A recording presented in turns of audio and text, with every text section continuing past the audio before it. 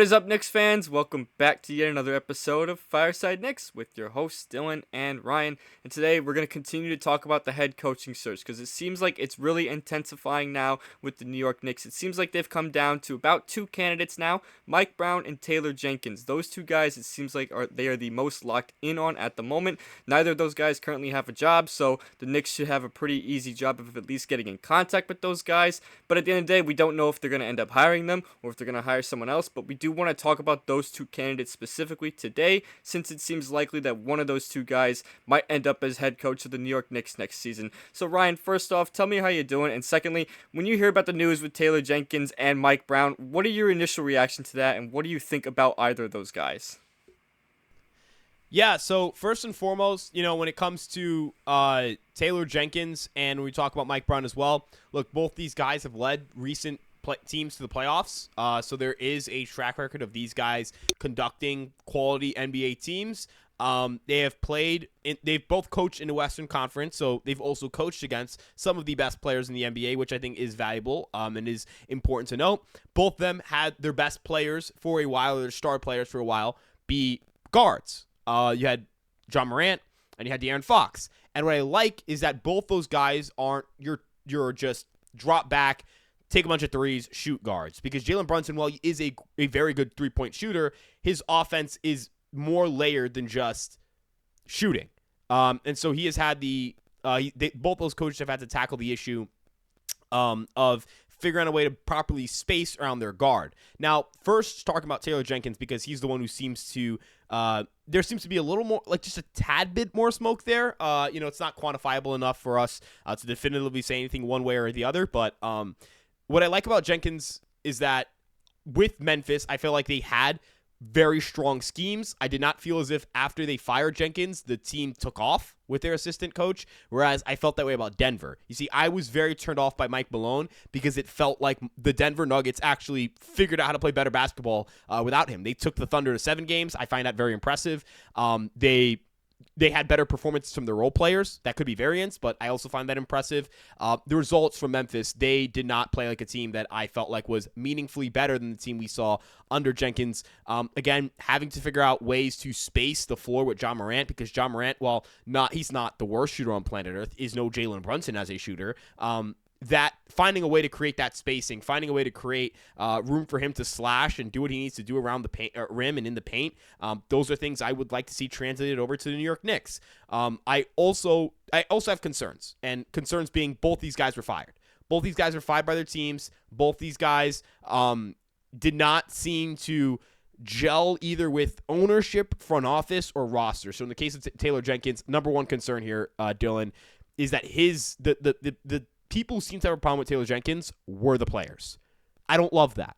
Now, I will say, I do think it's fair to point out that the Memphis Grizzlies, in terms of players, in terms of characters, have a very volatile group. Do I trust the assessment of John Morant in terms of what's best for winning or what's best for the future the way I would Jalen Brunson or your average NBA superstar? Perhaps not. I think his off-court record speaks for itself, although he's not the worst person on planet Earth. He's just a questionable human being at times in terms of decision making. But that is a very valid thing to point out that, hey, the John Morant and the Grizzlies did not feel as if Taylor Jenkins was the guy. That is a valid concern. Now, again, they could be wrong. I don't think that's damning. How many teams assessed that Tom Thibodeau wasn't the guy? And I would still say that was a very good hire for the Knicks back into 2020. Not saying that you want to find someone that's flawed or has some outstanding flaws, but that could also be a roster personnel thing. Were the Grizzlies really healthy enough or consistent enough or honestly good enough to do much more than what they did this postseason? You could argue no. So yeah, when it comes to Taylor Jenkins, I've watched him conduct an offense with a limited shooting guard, a guard he had to get spacing for, and I like that. And I think that with Jalen Brunson, he might be able to conduct an even better offense. So Dylan, I want to get your thoughts on Jenkins first. Yeah, when it comes to Jenkins, I think he's a good coach. I do. I don't think he's, an awful coach at all. I mean, he took the Grizzlies to the playoffs a few times in the years that he was their head coach. I believe he had been their head coach since, 2019 or 2020, somewhere around that time. And, they were a competitive team during his time as a head coach. I mean, I know this year they, they were competitive in a playoff team, but nobody really took them seriously. But as you said, though, I mean, they didn't really necessarily get better once they let them go. They kind of were a little bit of the same, maybe even a little worse. They ended up getting swept by the Thunder in the first round of the playoffs, which, I mean, maybe that probably happens anyway, even if Jenkins is still there. The Oklahoma City Thunder are just, a different kind of animal. But either way, as you were saying, I like the fact that what Jenkins was able to do with the roster he had. He had a couple different varying rosters during his time as their head coach. And, he kind of had to, make something out of nothing when they were kind of not that good. And then they get John Morant coming in, and then they become good right away. Now, credit to John Morant, of course, he got, really good right away. He kind of took off. But even this year, you kind of see he kind of took a step back a little bit, dealt with some injuries. So did some of the other guys on the Grizzlies roster. It's kind of just like a weird situation that Memphis was in. And I felt like Jenkins was kind of scapegoated in that a little bit. I don't think he's a bad coach at all by any means. Now, I don't think he's anything amazing. If he got fired, there had to be some sort of underlying issue between him and the players that, you don't just fire a head coach for no reason. There was obviously something there that just wasn't working between the two. So it happens. But at the same time, just because it didn't work out in Memphis doesn't mean it can't work in New York, where those guys seem determined to want to win a title. You could tell that the guys on the Knicks care. They want to win a title. You could see how frustrated they were getting throughout the year that just nothing was working scheme-wise, or the fact that they didn't have as much chemistry as they would have wanted. I saw the reports that came out the other day from SNYZ and Begley about how they didn't even practice scrimmages throughout the year or in training camp. I mean, that's alarming. I never really have heard about that ever happening. And it's especially alarming, too, considering that the Knicks made two blockbusters in the offseason. You basically completely overhauled the roster, completely turned it around entirely. And you didn't do any scrimmages? You didn't do any to get those guys to kind of know how to play with each other? I mean, I understand these guys have been in the league for a while, so it's not like it should take, light years to make an adjustment. But at the same time, those guys never had played with each other, and they've, I know Brunson, Hart, and Bridges had played with each other back in college, but that was like 7 or 8 years ago. They're completely different players now. They have different play styles. They play different roles. You got to get those guys to, to gel together. And you could see throughout the year that there were times where it looked like they were clicking. It looked like that entire starting five was going crazy. They looked like it couldn't be stopped. And then there were other times where everything was dysfunctional. A lot of standing around on offense, a lot of non-ball movement, a lot of one-on-ones, no communication on defense either, bad transition defense. I mean, just basic communication stuff that you feel like a head coach should be in control of. I understand that, when it comes to that stuff, you can look at the players too and say, well, oh, those guys should be a little more assertive. But a head coach controls that stuff, and it does make a humongous difference. You know what I mean? I mean, we saw with Taylor Jenkins and the Grizzlies, I mean, they had times where they looked like a cohesive unit. They looked like a group that could really get the job done. I mean, for a good portion of, these early 2020s, they looked like a bona fide contender. I'm not saying that they were going to definitely win the title, but they were definitely a team that a lot of people weren't exactly going to mess with.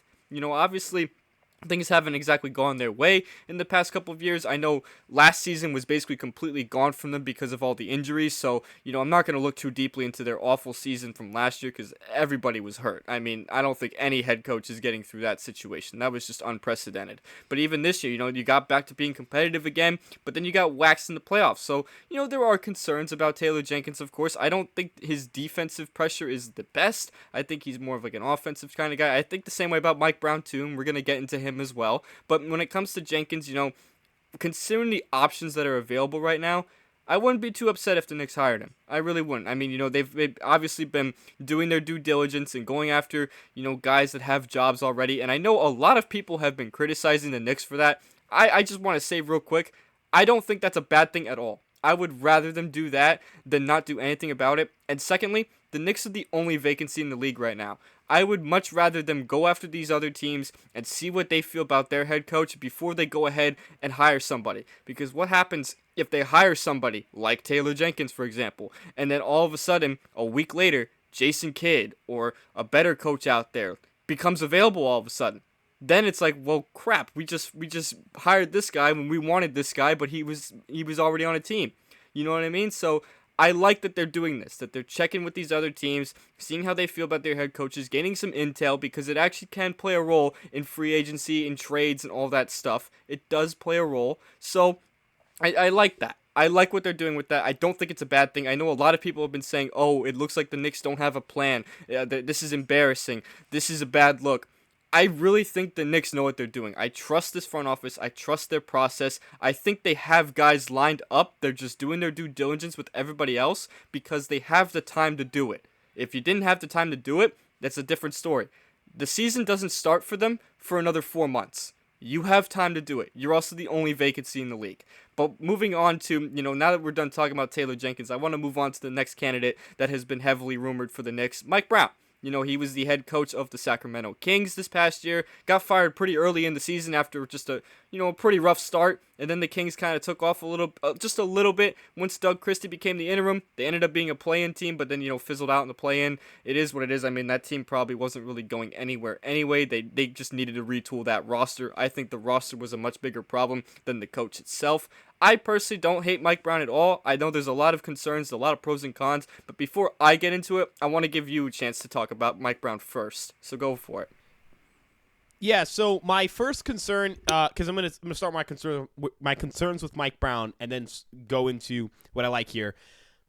I am very concerned about the defensive personnel. What am I gonna get from Mike Brown as a defensive coach? Number one, and then number two, not playing Keon Ellis is something that I need him to answer questions for in any meeting about being the next head coach of the New York Knicks. Why that decision was made. What made him reach that conclusion, and does he regret the decision? If he does not believe that that was the wrong decision in hindsight, given hindsight, I do not want him to be the head coach of the New York Knicks. It might sound weird to say that one decision is bad enough to say I would not want a guy as a head coach based on their opinion on that decision, but unfortunately, that's just how I feel. And I do think it's a bad enough call for a head coach. It was something just like Tom Thibodeau. Is Tom Thibodeau a bad NBA coach? Absolutely not. Was what he did this postseason egregious enough to fire him? Yes. We're talking about a very similar situation where it is not a referendum on whether they are a quality NBA coach or not, or whether they belong a job in the NBA coaching ecosystem or not, but it's whether they belong as the NBA coach of a team that's trying to win a championship and needs the right coach to do so. That is the question we're trying to answer here. So those are my concerns. But again, tying back to what I mentioned about Taylor Jenkins, the Sacramento Kings offense, oh my goodness, right? That offense was coordinated spectacularly. And you could mention that the defensive faults of the Sacramento Kings fell more on roster construction than it did on scheme. You look at that roster, I mean, they had DeMar DeRozan, De'Aaron Fox, and Domantas Sabonis in a starting lineup. I don't mean to be disrespectful to those players, but that combination of starters is going to result in a very, very bad defensive team. And even in the years where they were very good, again, your team was anchored by Domantas Sabonis and De'Aaron Fox. Harrison Barnes was on that team, not really known for being a stellar defensive player in the later years of his career. I would not consider that team, and I would not consider that roster to be good enough to play quality defense with. They sold out for offense. Could perhaps a more balanced personnel result in a more balanced balanced group or a balanced lineup? Absolutely. And to address what you also addressed in your conversation about the head coach search, if you're an NBA fan and your thought is, well, they're 0 for 4, they're 0 for 5, like, yeah, it makes their funny tweets, send tell, hater report, whatever. I mean, sure. But if you're if you are an NBA fan or an NBA analyst or a journalist or whatever, and you do not understand why it's important for the New York Knicks to ask any coach and every coach they could have interest in about their availability, you are a moron. Let me make one thing clear. The New York Knicks did not hire Tom Thibodeau until July 30th of 2020. Leon Rose took 7 weeks to find his head coach 5 years ago. I'd say he landed a good head coach, that he did a good job, and that you would give him a 2 thumbs up on his first head coach hire.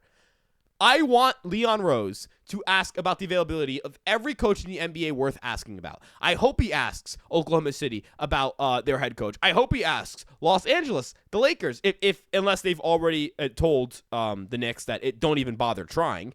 I hope they ask anyone and everyone about coaches worth inquiring on. There is no downside, none. There is 0 penalty, 0 league penalty, 0 cost, 0 draft compensation you offer up, nothing. There is nothing to lose in saying, hey, Dallas Mavericks, can we speak to Jason Kidd? No? Okay. We have no idea where the Knicks lean in terms of who they prefer. We have no idea if they are even going to go the NBA route. The college route is still a route that is possible for them to take. We know, I think they spoke to John Calipari, I believe. I think that report came out already. That's not going to happen, but they spoke to him. We know that they, not that they directly reached out to Jay Wright, but that they were already aware that Jay Wright would not come out of retirement, most likely, that he's happily retired. I don't understand what the downside is to doing this. When you make a decision, an important decision, you get all opinions. When when you're getting a car, you don't just buy the first car you see in the lot. You probably have multiple models you're looking for. When you buy a house, you don't buy the first house that comes available. You look at multiple houses. When you're looking for a new, you're buying a new piece when you're spending a lot of money on something. Really, when something is very important, you're either A, putting a lot of time investment into it, or B, putting a lot of money investment into it. You do a lot of research. You survey all your options. You don't fall in love with the first girl who comes up to you. You don't do that, right? That's just how the world works. When something's important, you take your time. You explore options. You make sure that you have all the information you need before you make a decision. So, if you cannot understand that, you don't know the game of basketball. And I know that sounds harsh, but that's just true. You don't know how business works. You don't know how the world works. You may not be prepared to handle the real world, because in the real world, you don't go, but it might not, this might be out of my price range. I'm not even going to explore it. That's stupid. Oh, this person might not be willing to sell to me. That's stupid. You ask. Worst thing you're going to get. Nah, we're not interested. This is our price. You're not going to get, fine. We're moving on. We'll find someone else. Good luck on your search. No, there's no downside to it, Dylan. None at all. I hope the Knicks ask every single, well, not Doc Rivers. I hope they don't ask about Doc Rivers. Please don't do that. The Bucks will, if the Knicks called, I don't know if you saw it too, where it was like, the Bucks called, or it was like the Bucks called the Knicks on Doc Rivers' availability, and the Knicks said no. Obviously, it's not a real report, but it's probably how that conversation would go. NBA sent but I hope they ask about every head coach worth asking. They should ask the Clippers about Ty Lue. They should do that. They should do that tomorrow. Do all that. I hope you get rejected. If I find out they didn't, I would be more upset, Dylan, to find out they didn't check out as many coaches as possible, and they made a quick and only look through like 2 or 3 coaches, than it would be if they went through every head coach and took 2 months to figure out their head coach. Do the season start tomorrow, Dylan? Am I cuckoo? Is the season even over? The NBA season has not concluded yet. Nope. Am I crazy? I feel like I'm taking crazy pills, Dylan. No, I mean, you're not wrong. The NBA season hasn't finished. And, like I said before, what the Knicks are doing right now is perfectly fine. Matter of fact, this is how almost every head coaching search in the offseason goes. It is. This is about how every single one of them go. It just doesn't get reported like this because, let's be honest, guys, if the Washington Wizards are looking for a head coach, does anyone really care that they reached out to, like, say, the Milwaukee Bucks or the Los Angeles Lakers about their coach? No. Nobody cares, right? But because it's the Knicks, a big team, a big market, a team that just made the playoffs, a team that was just in the Eastern Conference Finals, and they're looking for a head coach, any time that reports come out or any intel comes out that they requested to interview a certain coach, it's going to get out there. And therefore, people are going to react because people love it when the Knicks are the league's punching bag. They love that. All throughout the 2000s, they've been an embarrassment. Okay, the Knicks have been an absolute joke. Aside from the 2020s, they've been an absolute joke. Everyone loved that. Everyone loved to beat up on the Knicks and say, haha, Knicks, typical Knicks, ha ha ha ha. Now look at them though. They're succeeding, and even with them succeeding, they're still being laughed at. All throughout the year, people had been saying, oh, the Knicks need to get rid of Thibodeau. He runs his players into the ground. They're never going to go far with him. He doesn't do this. He doesn't do that. So what do the Knicks do? They fire him. As a lot of us here agree that they should have done. What is the general consensus in the media? Oh, I don't know what they're doing. Why did they fire him? They just made the Eastern Conference Finals. What are they doing?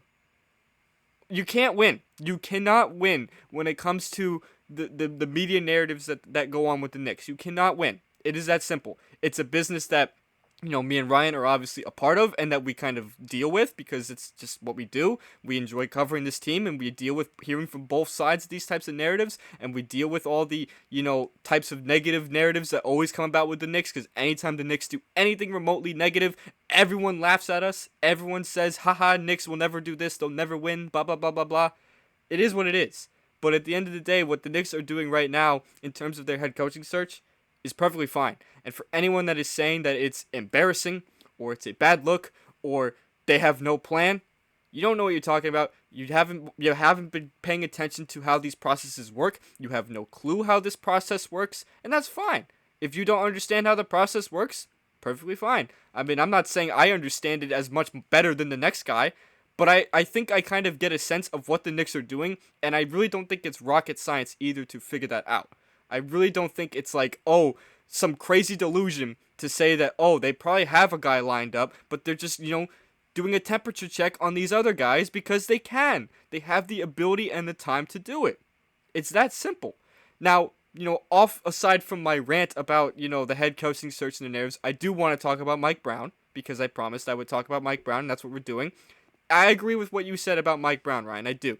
The defensive concerns are valid. I mean, most of his teams were never good defensively. Keep in mind, he was never only the head coach of the Kings. He also was the coach of the Cleveland Cavaliers during LeBron's early days, and he made an NBA Finals. So he does have a bit of a track record of being a successful head coach. Obviously, that was a long time ago. It is a completely different game nowadays. But Mike Brown was also taking over a Kings roster and a Kings team that hadn't made the playoffs in 15 years, that had, at the time, the longest playoff drought in the league. And he got them back to the playoffs with what as you alluded to, a flawed roster.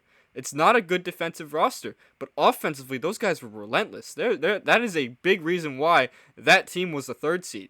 Those guys played with pace. They shot a lot of threes. They scored at will. They had all types of scoring all around the floor, and that's why they were successful. And now, obviously, offense is not the only thing that you have to focus on in basketball. You got to worry about both sides of the ball. But with the Knicks last year, or this past year, I should say, they weren't really good defensively. We know this. They were bad defensively. But it did not help that offensively they ranked in the bottom of a lot of important categories. Ranking in the bottom in three-point attempts. Ranking in the bottom in assist numbers. In total points. In bench points. All that stuff. It really did not help that they were already a struggling defensive unit, kind of trying to just find something out of thin air and get hope that your two elite defensive wings in OG Anunoby and Mikal Bridges could basically carry your entire defense for an entire season since Mitchell Robinson was out for a large part of the year.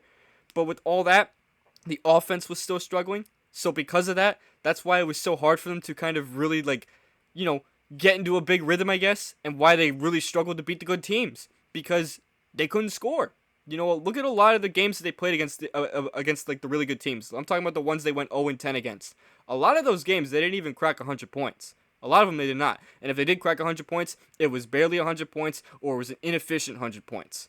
I think with Mike Brown, though, they can make a really efficient offense. And I think that with him, you can really maximize Jalen Brunson and Karl Anthony Towns as a duo.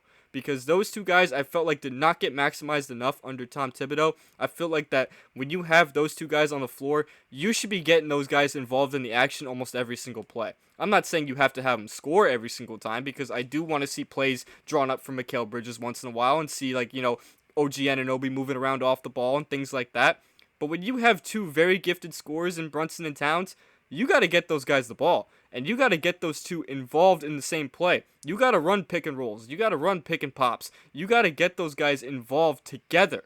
They're great individually. We know this. But basketball is not a one-on-one sport. It is a team sport, 5-on-5. You got to get those two guys going together. I think Mike Brown could do that. And I also think, too, that Mike Brown can improve the pace of this Knicks team as well. Because we know that under Tom Thibodeau, they were always at the bottom in pace. They were one of the slowest teams in the league. Yes, they would win a lot of games, sure, but they were very slow paced. That's why they were never able to get back in transition defense. That's why teams like the Pacers and the Bulls always have given the Knicks problems because they run a very quick pace, and therefore the Knicks can never, keep up with them, never can match that same energy. I feel like on an offensive-minded coach such as Mike Brown, and of course there's other ones out there too, other coaching candidates that we'll eventually get into at some point throughout this week. But, when we're talking about Mike Brown specifically here, I've watched how he coaches that Kings team. I've watched how fast those guys play. I've watched how, offensive-minded those guys were, how those guys could score at will. Yes, I understand that this past year they struggled, and that's why they fired Mike Brown. And then when they fired Mike Brown, they started to win some more games. Then they ended up making the trade for Zach LaVine to pair him with DeRozan. They kind of just floated 500 the rest of the way, made the play-in, and fizzled out in the play-in. That team was probably destined for that fate anyway, right? But it's a flawed roster. I think if you give Mike Brown this Knicks roster, which is very talented, you have 2 All-Stars, 2 elite defensive wings, a good inside defender, Mitchell Robinson, assuming you keep most of the same roster, then yeah, I think the offense will look great. Now, again, you're concerned about him not playing Keon Ellis. Very big concern. I mean, I agree with that because, when you look at like how Tom Thibodeau, what did we always give him crap for? Not playing the bench. So if he's not, if Mike Brown is going to do something similar where, say, he doesn't give Deuce McBride more minutes than he should, or he doesn't play Landry Shamet for a lot of these games or something like that, just, throwing stuff out of thin air here. Obviously, we don't know what the roster is going to look like, but assuming these kind of things, you don't want to run into those same problems again. We don't want to have that issue again where we're looking at the box score and I see that Deuce McBride only played 6 minutes in the second half or something like that. I don't want to see that. I want to see the bench get utilized. I want to see the rotation deepen. I want to see my coach also trust the players that he has on the bench and in the starting five and trust them to use in certain situations. I felt like he did trust some of the guys that he was coaching with on Sacramento, but clearly, as you said, there was something about Keon Ellis that he did not like. Now, I don't know if that's a Keon Ellis problem, because, again, Keon Ellis is not like a perfect player. I mean, I think he's an impactful defensive piece. I think he would actually be good for the Knicks, which eventually we'll eventually talk about trade targets and free agent markets when the NBA Finals conclude. But, all that being said, as long as Mike Brown can actually kind of make an adjustment and show that, okay, I want to see what these guys can give me. I've never coached these guys before. I want to see what they can give me before I make firm decisions. I'll feel good about that. Now, obviously, that's me assuming the Knicks were to hire him. We don't know for certain if they're going to hire him. It seems like that they're leaning more towards Taylor Jenkins, who we spoke about in the first half of this video. Either way, I think either candidate would be good for the Knicks. I don't think that you can necessarily go like, oh, that's a bad hire. No, I don't think so.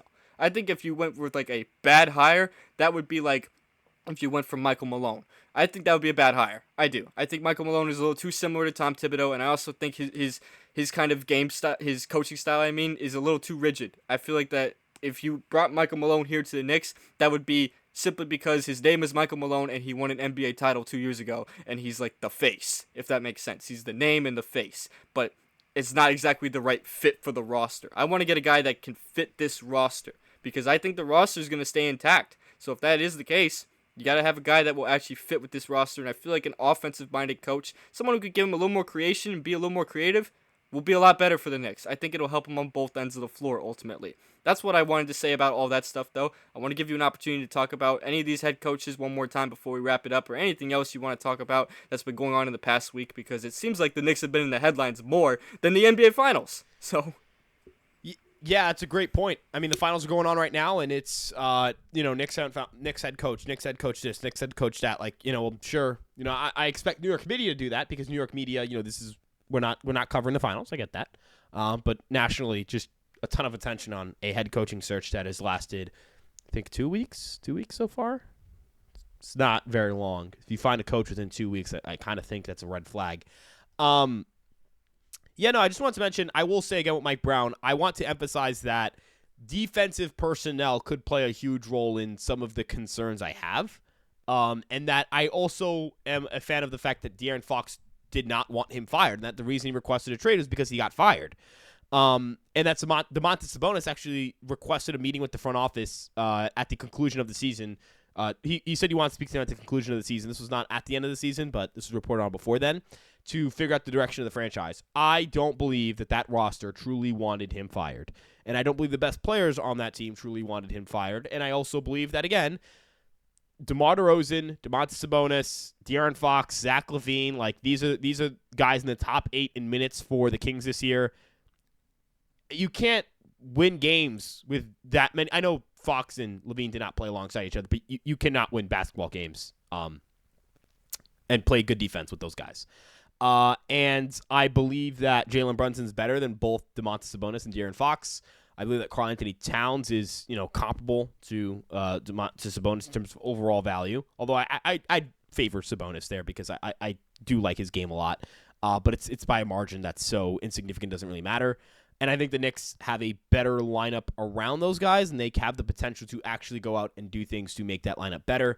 And as you mentioned, that fast-paced offense, the fact this team could get that much better offensively, you just wonder. I mean, the possibilities are endless because you have two of the best offensive engines in the NBA. Like, could you just torch everyone offensively and be, the 14th, 13th best defense in the NBA. Because if you were as good as you were defensively this year with a souped-up offense, I actually think you could win a title doing that. I think that you could beat Indiana doing that. I think you can beat Boston doing that. I think you might be able to beat OKC doing it. We're seeing kind of with Indiana right now some of the limitations of OKC. Like, they can't really space the floor reliably. It's very SGA-centric, the offense. They actually don't have as much scoring depth as I kind of thought they did. The Knicks have a ton of scoring depth. That might be the way. Like, that might be the way to beat some of these teams that are better than you. In fact, if you look at the teams that have kind of, through the postseason, been bracket busters, it's been Indiana and New York. Those two teams are bracket busters. They destroyed the Eastern Conference in a way. They destroyed the Eastern Conference bracket. That's not what we expected. They have great scoring depth. They have 4 guys who can pop at any point in time, and their 5th best scorer is another guy who can drop at least double digits in a game. Neither team is particularly stout defensively. They just have stepped it up in the postseason. They play very high-intensity, scrappy basketball. I think that has something to do with the personnel on the roster. I think that the makeup of these players, like, I hate saying this, but, like, look at the guys in Indiana. Those guys are dogs. Tyrese Halliburton, cannot stand him. He has it. I'm sorry. He has it. He has that in him. They have just a plethora of role players where it's just this guy. You see them on the court and you're like, this guy gives me nightmares. TJ McConnell steps on the court and I'm having PTSD. It's just like, that's just how they play. But a lot of people feel that way about Josh Hart. How do you think the city of Philadelphia views Josh Hart? How do you think the city of Boston views Jalen Brunson? They view these guys as these guys are going to be in my nightmares for years. These guys are sociopaths. These guys are crazy. Mikal Bridges, 2 game-winning plays. I'm sure the city of Boston is going to go to sleep every time Mikal Bridges in a late game situation is covering a Jaylen Brown, or when he's back, a Jason Tatum, or a Derek White. They're going to have flashbacks to those games. Every time Josh Hart pulls up from 3, Sixers fans be like, there's no way this guy is going to hit not again. Please, not again. Just like every time Aaron Nesmith takes a 3, my heart's going to stop every single time. What OKC is probably thinking right now? Every time an Indiana Pacer has the ball in the 4th quarter and is open from 3, that ball's going in. The same way we felt about Indiana. The same way Cleveland. Cleveland, out of all these teams, no one's probably more tortured by Indiana Pacers and New York Knicks than Cleveland Cavaliers fans. They've been eliminated by the Knicks and the Pacers and have done so in 2 series where they were the higher seed and not favored per se, but I don't know if they were favored in our series. I think we were the favorites in that series, but expected to win. The Knicks and Pacers have good makeup. I think the DNA on the roster is actually really good. I think it's just like, look at Indiana. They're better coached. Rick Carlisle is Rick Carlisle like going to be a Hall of Fame coach one day? It's not out of the picture. If he wins this finals, I think he's going in. That's what I think the difference is. That's where that's the difference in my opinion. Now, they need to make some tweaks in the lineup. I do think, again, Josh Hart as the 5th man in that starting 5 doesn't really work. But that's not because Josh Hart's a bad player. I think, again, people are going to conflate not a good fit with bad player. This is a good NBA player. I love Josh Hart because he's another one of those guys where it's like, how the hell is this guy getting that rebound? Again, he gets rebounds that breaks people. He said it himself. I think that's true. I don't think he's the worst defensive player in the world. I just think he's more exposed as a defender alongside Brunson and Cat. Again, could you get that wing? I want to throw this out there just because, like, the Kings, anytime the Kings float out here, I would do like disgusting things for like Keegan Murray to be a New York Knick. It's not going to happen, obviously. They should keep him, and he's young. They should keep him. But I would like that kind of player. I would do disgusting things for. There are better fits out there than Josh Hart at the 5, and I think you can still put together a roster where you have the guys who were really good off the bench. McBride was sick off the bench. Please bring back Landry Shamet. Mitch, maybe you have to cash in on the value there because you never know if he's going to be that healthy again. But if no one matches that price tag, kind of like last year, I'm not going to trade him. He had a really fleshed out team. There are avenues for this team to be really fleshed out, really gel. And I think Mike Brown's capable. I think Taylor Jenkins capable. Again, I'm not going to sit here and pretend those guys are going to I'm not going to go Knicks are winning the finals if they hire either of those guys. But Dylan, I'll tell you right now, I feel better about their chances of winning the finals than if Tom Thibodeau was still here. I'll say that. I'll say that. I think that in and of itself is a win. But I hope the Knicks take their time with this process still. That's my final note. Yeah, I mean, it's that simple because, like you said, I mean, everyone says, oh, they fired Tom Thibodeau when they made the Eastern Conference Finals for the first time in 25 years. Oh, it's their most successful season. Why'd they fire him? You got to understand that he's been the head coach for 5 years, I believe it was, 5 seasons, which, granted, I know it's not an eternity, but that is a decent amount of time. That is a lot. A lot of players have full NBA careers throughout that entire span. So when you really look at the grand scheme of things, were the Knicks really going to like take that next level with him? I think you and I agree that they were not. I don't think they were going to. Maybe I could have been wrong and they ended up making the finals this year, but I feel like with a different coach they end up getting past Indiana. I feel like after watching what OKC is doing, if you had just a better offensive system, you could beat Oklahoma City. I really do. And that's why, losing to the Pacers this year, credit to them, of course. They're phenomenally coached. They get the most out of those guys. Those guys have been playing out of their mind. They're literally, as we're recording this, 2 wins away from an NBA championship. Those guys are phenomenal. But at the same time, you really felt like the Knicks have missed an opportunity this year. Who knows? Maybe next year it'll be just as open, or maybe next year they'll be far and beyond the best team in the East and they could dominate everybody like how the Boston Celtics did in 2024. But we don't know that for certain. And the only way that we would be able to know if we could take that next step is if we show some urgency and show that we actually care, that we keep coming up short. And that's why they moved on from Tom Thibodeau, because they kept coming up short. It felt like, 3 seasons in a row, they had home court advantage in the round they got eliminated in. 3 seasons in a row. So I'm not like trying to like take that as like a knock on the team we played, but we were the technical favorite, if you want to call it that, in each round we got eliminated in the past couple years. In each time we ended up coming up short. So at some point you got to look at, and we've already overhauled the roster. We already did that. We already made a complete retool of the roster after last season. We completely retooled it. Got rid of Julius Randle. Got rid of Dante DiVincenzo. Brought in Karl-Anthony Towns. Brought in Mikal Bridges. Completely changed the roster. So they already did that. Now it was time to see if that group could work with the same head coach. And we find out this year that it couldn't. It couldn't work. Yes, they won 51 games. Yes, they were the 3 seed. Yes, they made the Eastern Conference Finals. All that stuff is true. But at the same time, you could look at that same team. If you watched all 82 games, or if you watched most of the season, not expecting you to watch all 82 like I am. I'm crazy for that. But you know what I mean. Like, if you watched most of the season, and you watched most of these games, aside from just like one playoff series, you could see that there were problems with the Knicks that kept happening over and over and over.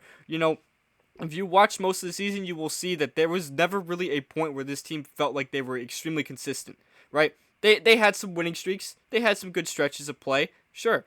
But some of those wins would be like barely scraping by a bad team, or barely scraping by against this other team or whatever. Or, you blow out a team one game, and then the next game you either barely scrape out a win, or you end up losing to a team that you should have beat, right? You felt like they kind of underperformed a little bit. You felt like that it was a lot of individual success from the guys, like, individually, but you felt like as a team they were never really peaking. You felt like that their quote-unquote peak was Game 6 against Boston. That was a team effort.